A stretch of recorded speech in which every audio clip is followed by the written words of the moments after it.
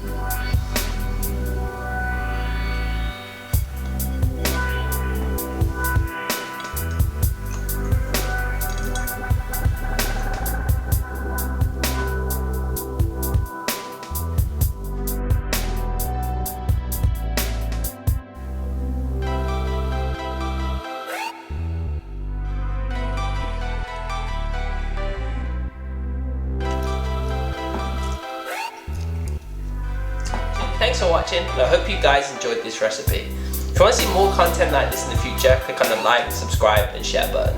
With all that said, I'll see you guys on the next one. Take care and peace.